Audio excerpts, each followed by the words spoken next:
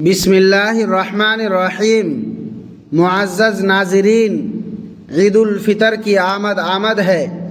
یہ وہ مبارک موقع ہے جو اپنے ساتھ خوشیوں کی نوید اور بخشش کا پیغام لے کر آتا ہے، لیکن یاد رکھیے کہ اگر ہمارے گھروں میں 3 ایسی خاموش چیزیں موجود رہیں جو بظاہر معمولی نظر آتی ہیں تو شدید تنگی اور برے حالات ہمارا مقدر بن سکتے ہیں۔ لہٰذا عید کی خوشیاں منانے سے پہلے ان 3 چیزوں کو پہچان کر اپنے گھر سے نکال دیں، ورنہ آپ کا گھر منفی توانائیوں کا مرکز بن سکتا ہے۔ ہر گھر میں کچھ ایسی پوشیدہ چیزیں ہوتی ہیں جو روزانہ کی بنیاد پر ہمیں نقصان پہنچاتی ہیں۔ اگر آج ہم نے انہیں نہ نکالا تو یہ گھر میں غربت، بدقسمتی اور غیر مرئی مخلوق کو داخل ہونے کا راستہ دے دیں گی۔ کیا آپ نے کبھی غور کیا ہے کچھ گھر ایسے کیوں ہوتے ہیں جہاں داخل ہوتے ہی دل گھبرانے لگتا ہے؟ ایسا محسوس ہوتا ہے جیسے فضا بوجھل ہے اور ہوا میں کوئی انجانی خاموشی ہے۔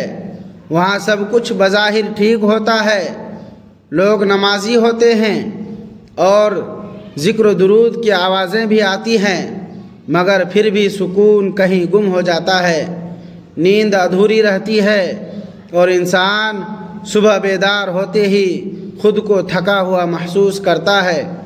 ہم سمجھتے ہیں کہ شاید کسی کی نظر لگ گئی ہے یا کوئی جادو ہے، لیکن سچ تو یہ ہے کہ اصل دشمن اکثر ہمارے اپنے گھر کے اندر چھپا ہوتا ہے، جسے ہم خود انجانے میں پناہ دیتے ہیں۔ یہ وہ چیزیں ہیں جو رحمت کے فرشتوں کو دور اور شیطان کو قریب کر دیتی ہیں۔ جب ان کے اثرات بڑھتے ہیں تو انسان کے دل پر بوجھ بڑھنے لگتا ہے اور دعاؤں کے باوجود اطمینان نہیں ملتا۔ مگر خوشخبری یہ ہے کہ اگر آپ ان حقائق کو جان لیں اور ان منفی چیزوں کو گھر سے نکال دیں تو آپ دیکھیں گے کہ کس طرح گھر کا ماحول بدلتا ہے۔ جہاں بے چینی تھی وہاں سکون اترنے لگے گا، اور جہاں جھگڑے تھے وہاں محبت کی ہوا چلنے لگے گی۔ اسلام نے ہمیں زندگی کے جو اصول سکھائے ہیں ان میں ہی اصل برکت ہے۔ اگر ہم کامیابی چاہتے ہیں تو ہمیں سیرت نبوی صلی اللہ علیہ وسلم پر عمل کرنا ہوگا۔ گھر میں ہر کام بسم اللہ سے شروع کریں اور ہر وقت ذکر الہی میں مصروف رہیں۔ یاد رکھیے کہ جس کھانے پر بسم اللہ نہیں پڑھی جاتی اس میں شیطان شریک ہو جاتا ہے، اور وہ کھانا جسم کو طاقت دینے کے بجائے بیماریوں کا سبب بنتا ہے۔ آج کے جدید دور میں موبائل فون کا بیجا استعمال ہماری نیکیوں کے لمحات کو ضائع کر رہا ہے۔ ہمیں چاہیے کہ گھر کے کاموں کے دوران استغفار اور تسبیحات کو اپنی زبان پر جاری رکھیں، قرآن پاک کی تلاوت کو اپنا معمول بنائیں، چاہے روزانہ ایک ہی صفحہ پڑھیں، لیکن اسے ناغہ نہ کریں۔ نبی کریم صلی اللہ علیہ وسلم کا فرمان ہے کہ اپنے گھروں کو قبرستان نہ بناؤ، شیطان اس گھر سے بھاگ جاتا ہے جہاں سورہ بقرہ کی تلاوت ہوتی ہے۔ معاشی تنگی سے بچنے کے لیے سورہ واقعہ اور سورہ یاسین کا اہتمام کریں۔ اس کے علاوہ گھر میں مل کر کھانا کھانے کی سنت کو زندہ کریں، کیونکہ الگ الگ کھانے سے برکت ختم ہو جاتی ہے۔ رزق کی تلاش کے لیے صبح جلدی اٹھنا ہمارے اسلاف کا طریقہ تھا، جس میں بے پناہ خیر ہے۔ یاد رکھیے کہ رزق صرف محنت سے نہیں بلکہ اللہ کی رحمت سے ملتا ہے، اور رحمت ان گھروں پر برستی ہے جہاں سنتوں کا احترام ہو۔ اب ان 3 چیزوں کی تفصیل سنیں جو گھر کو تباہی کی طرف لے جاتی ہیں۔ پہلی چیز ناشکری ہے۔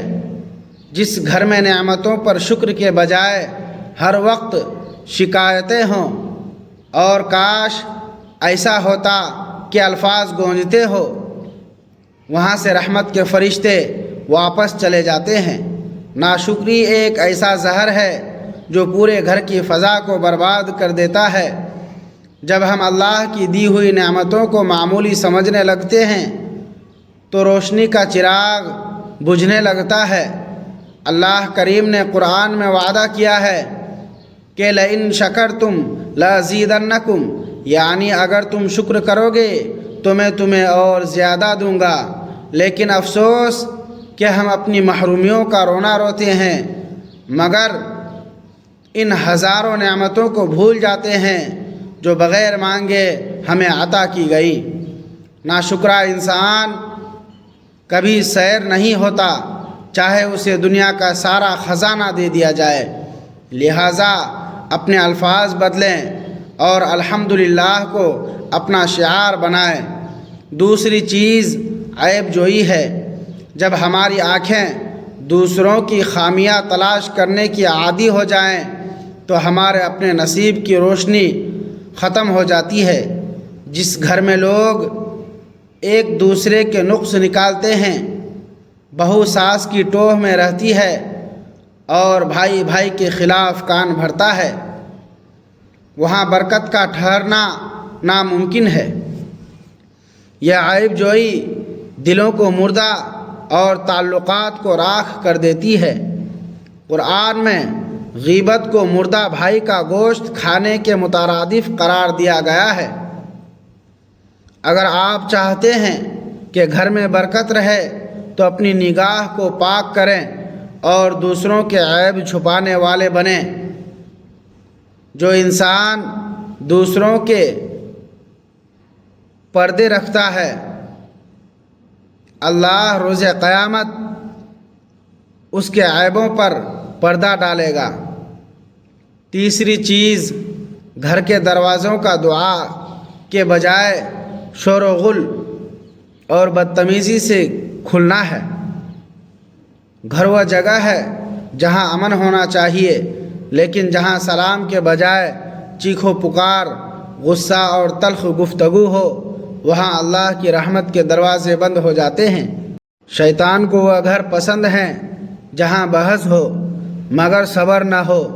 غصہ وہ آگ ہے جو انسان کی عقل کو کھا جاتی ہے اور گھر کے سکون کو خاکستر کر دیتی ہے۔ یاد رکھیں کہ گھر میں داخل ہوتے وقت سلام کرنا صرف ایک رسم نہیں، بلکہ یہ اللہ کی طرف سے نازل کردہ امن کی دعا ہے۔ جب آپ سلام کرتے ہیں تو آپ اپنے گھر والوں کو اللہ کے امان میں دیتے ہیں۔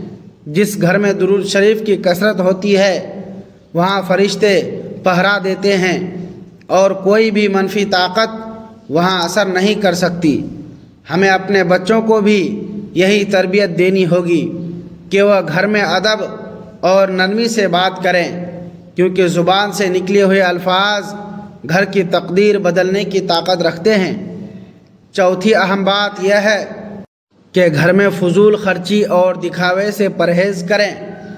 اکثر عید کے موقع پر ہم اپنی حیثیت سے بڑھ کر خرچ کرتے ہیں اور پھر سارا سال قرض کے بوجھ تلے دبے رہتے ہیں۔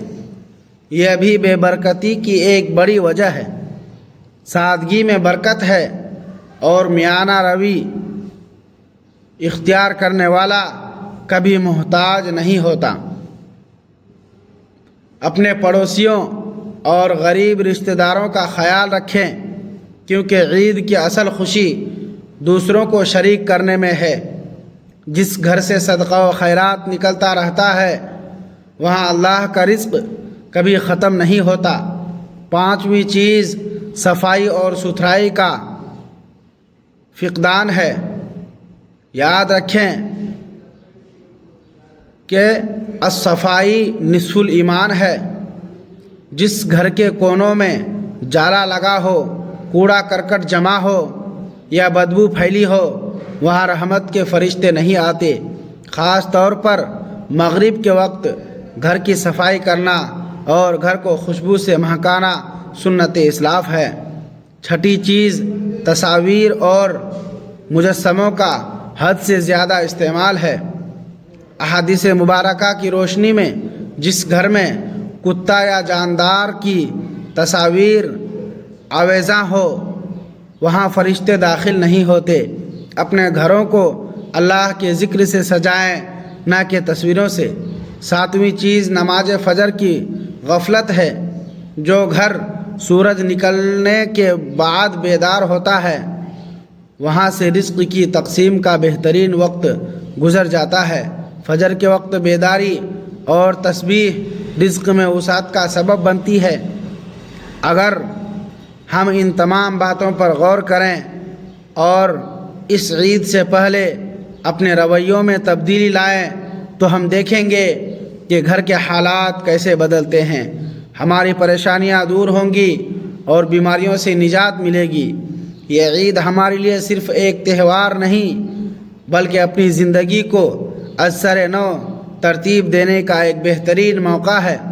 اپنے دلوں کو صاف کریں، معاف کرنا سیکھیں اور اپنے گھر کو ذکر الہی سے منور کریں۔ اللہ تعالی ہمیں ان تمام باتوں پر دل و جان سے عمل کی توفیق عطا فرمائے، ہماری عبادتوں کو قبول فرمائے اور ہمارا خاتمہ ایمان پر کرے۔ آمین یا رب العالمین۔ امید ہے کہ اس ویڈیو سے آپ کو اپنی زندگی اور گھر کو سنوارنے کے حوالے سے کچھ قیمتی معلومات ملی ہوں گی۔ اگر آپ کو یہ پیغام اچھا لگا ہو تو اسے اپنے دوستوں اور رشتہ داروں تک ضرور پہنچائیں، کیونکہ کسی کی اصلاح کا ذریعہ بننا سب سے بڑی نیکی ہے۔ آپ کا ایک شیئر کسی پریشان حال انسان کی زندگی بدل سکتا ہے۔ کمنٹ سیکشن میں اپنی رائے اور دعاؤں سے ضرور آگاہ کریں اور ایسی مزید معلوماتی اور اصلاحی ویڈیوز دیکھنے کے لیے ہمارے چینل کو سبسکرائب کرنا نہ بھولیں تاکہ ہم نیکی کی اس راہ میں ایک دوسرے کا ساتھ دیتے رہیں۔ اللہ آپ سب کا حامی و ناصر ہو اور آپ کی عید مبارک اور بابرکت گزرے۔ آمین۔